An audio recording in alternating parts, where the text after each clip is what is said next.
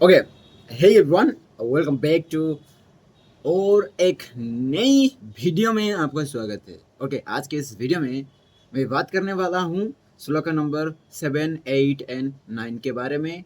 And before आज का जो स्टार्ट करने वाला हूँ, जो रीडिंग आज का जो रीडिंग स्टार्ट करने से पहले मैं जो प्रीवियस काल का जो मैं रीडिंग किया था उसको बारे में थोड़ा हम बातचीत करेंगे। उसके बाद आज का जो टॉपिक है उसको आगे बढ़ाएंगे।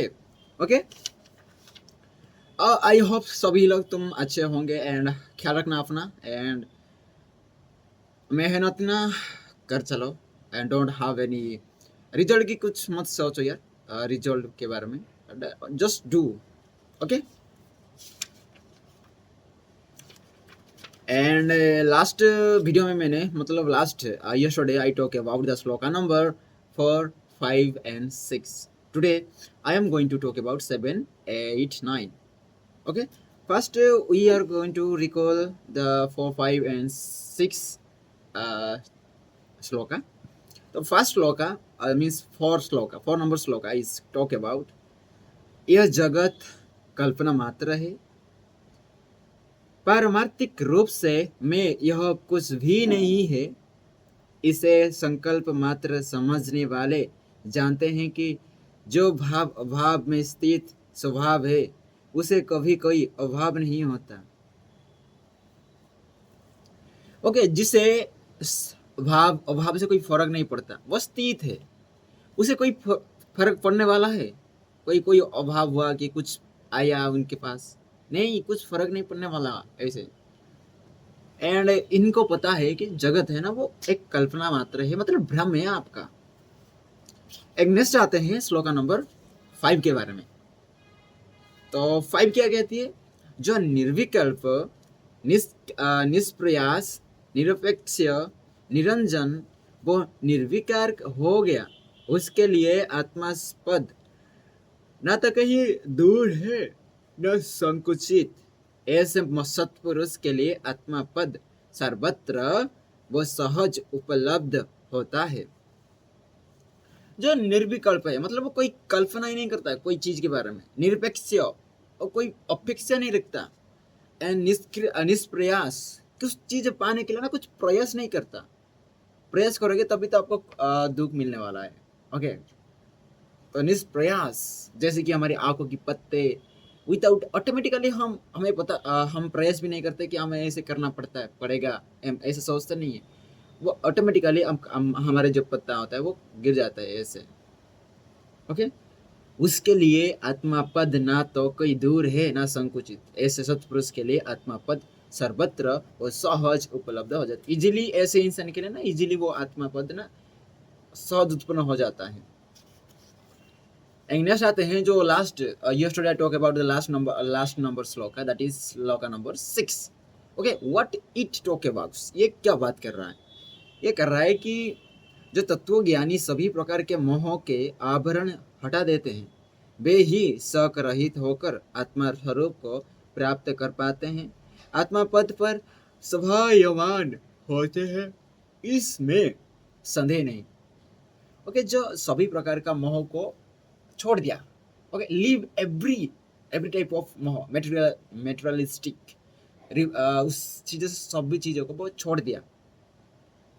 ऐसे ऐसे जो हमारे फिल्टर होते हैं ना, हम दुनिया को देखते हैं, दुनिया एक चीज़ है, हम ओरिजिनल चीज़ नहीं देखते हैं, उसके बीच में एक पर्दा लगा हुआ है, पर्दा, लेयर। वो लेयर ना आपको जैसा दिखाता है आप उसे देखते हो, लेकिन रियलिटी में आप रियल थिंग को देख नहीं पाते कभी भी। You never see the real truth of the items, the things.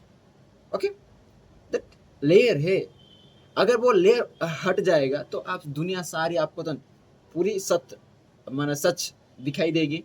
तो you are leave everything beyond, and आप कोई प्रयास नहीं करेंगे, आप निर्विकल्प निरपेक्ष होकर आप सुख में रह सकते हैं।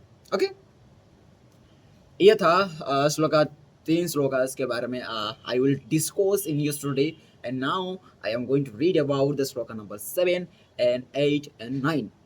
तो without wasting any time let's talk about it. तो फर्स्ट इज समस्तम कल्पना मात्र मात्मा मुक्तः सनातनः इति विज्ञायो विज्ञायो विज्ञायो धीर ही किमभ्यस्थिति किमभ्यस्यति बालवत.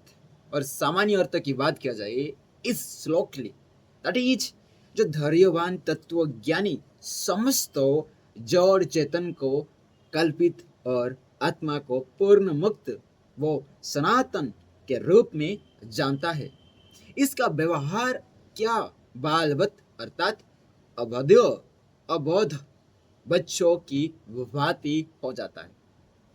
जो धैर्यवान होता है, ज्ञानी समस्त जड़ चेतन को कल्पित और आत्मा को पूर्ण मुक्त व सनातन रूप में जानता है, वो उसका व्यवहार जो छोटा बच्चा की तरह होता है. छोटा बच्चा को आप देखोगे वो सभी के साथ मिलता है.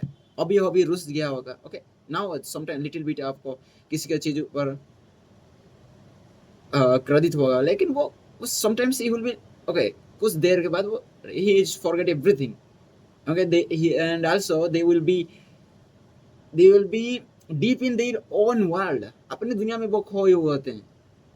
ओके एंड इसकी जब विशेष विवेचना की बात किया जाए दैट इज इस सूत्र में महर्षि ने उद्विग्नता, चंचलता और बालहट को लेकर व्यक्ति की प्रवृत्ति का उदाहरण दिया है. सांसारिक विषयों में रमे अज्ञानी में ऐसे ही द्वंद्व है और विकार होते हैं. वो चित्त का दास और देह का सेवक होता है. चित्त में अनेक कामनाओं का भंडार है. चित्त में कामनाओं भी ऐसी उठती है कि व्यक्ति विक्षिप्त हो जाए. जिनकी पूर्ति करना संभव हो वह तो ठीक, तृप्ति तो कभी होती ही नहीं, पर चित्त ऐसी भी कामनाएं करता है जो व्यक्ति की सामर्थ्य से बाहर होती है. सामर्थ्य से बाहर मन में उठने वाली कामनाएं व्यक्ति को उद्विग्न, चंचल और हठी बना देती है. इसके मन में बालक जैसी सहज हट उत्पन्न हो जाती है. उसे ज्ञान नहीं होता कि क्या प्राप्त की परिधि में और क्या नहीं है. उसके लिए वो रोता भी है, हाथ पैर फटकता है, ना मिलने पर उद्विग्न हो जाता है, मुंह से बोल ना पाए. उस दशा में और भी कष्टकारी स्थिति हो जाती है.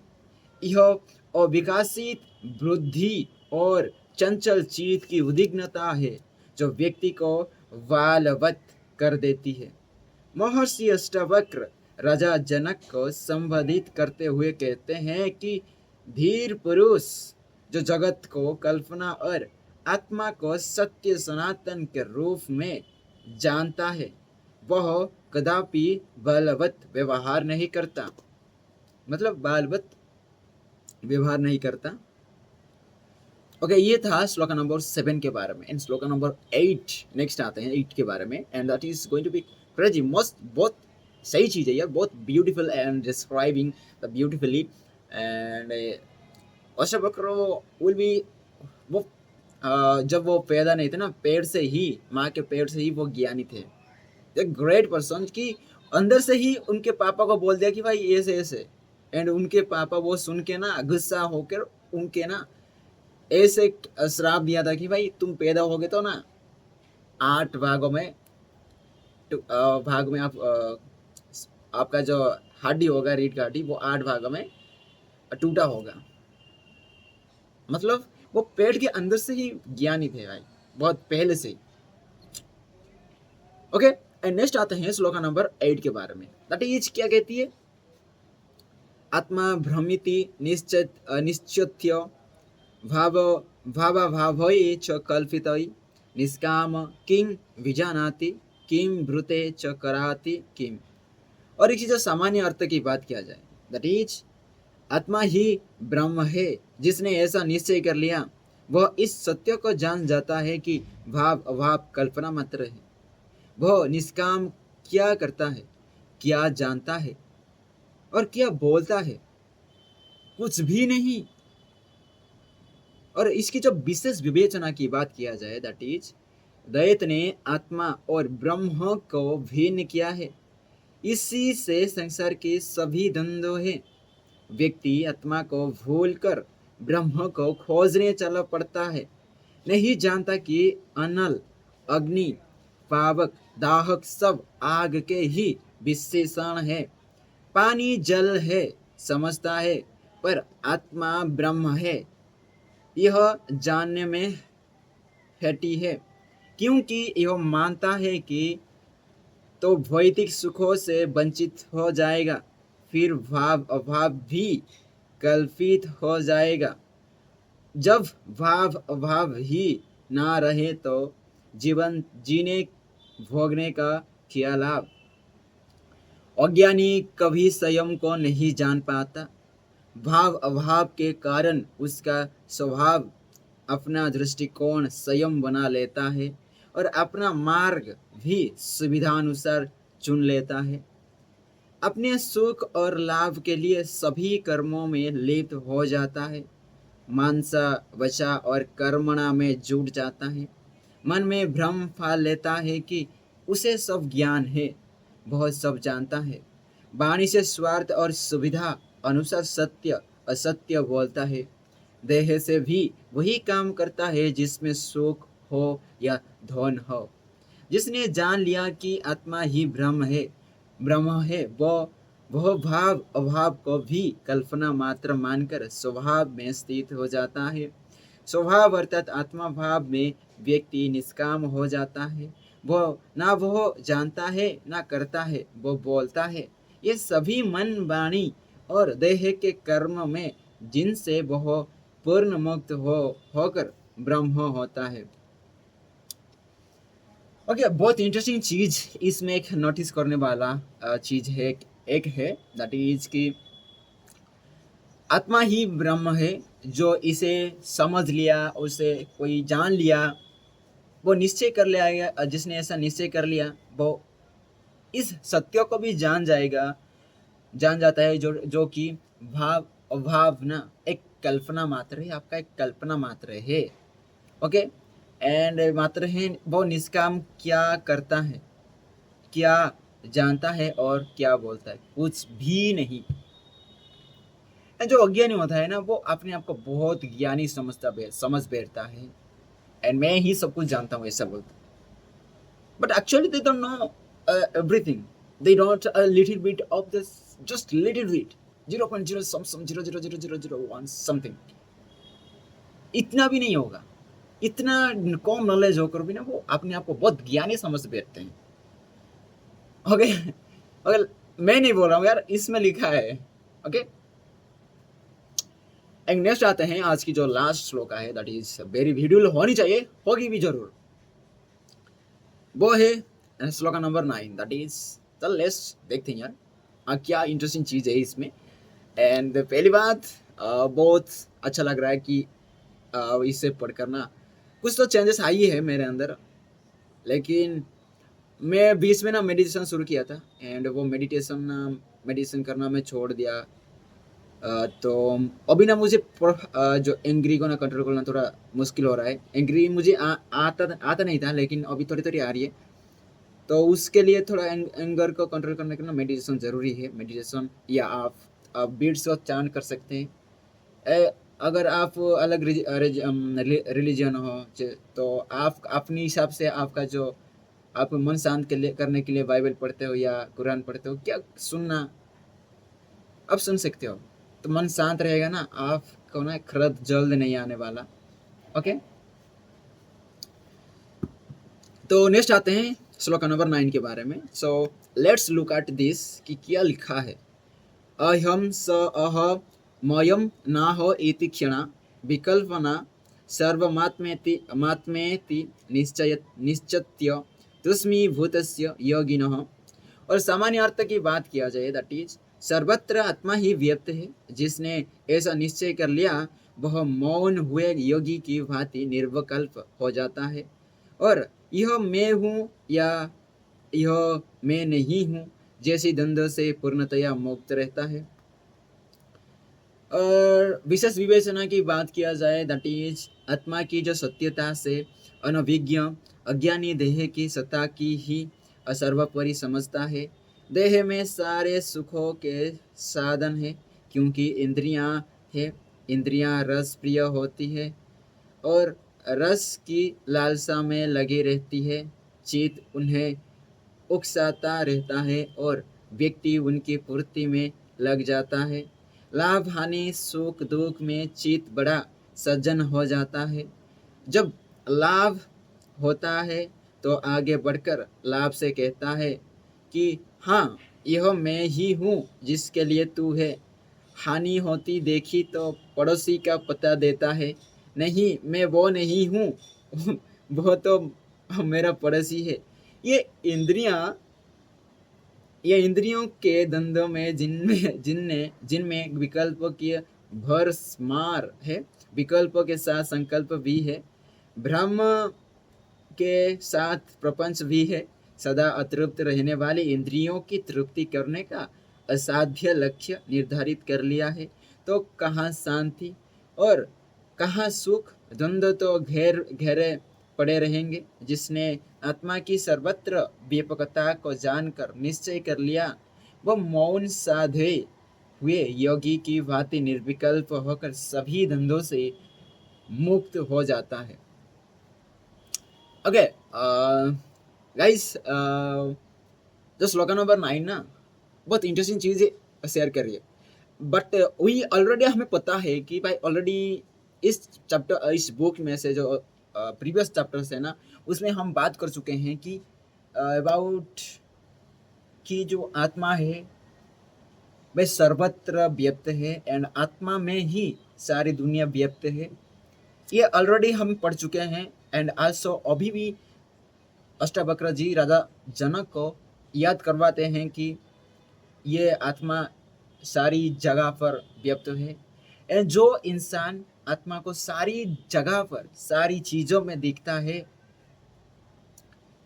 एंड ऐसी धंधों जैसे कि ऐसे डाउट से बहुत दूर रहता है, जैसे कि ये मैं हूँ, ये मैं नहीं हूँ, ऐसे जो डाउट से ना दूर रहता है ना, बहुत महान सत्पुरुष कहलाता है।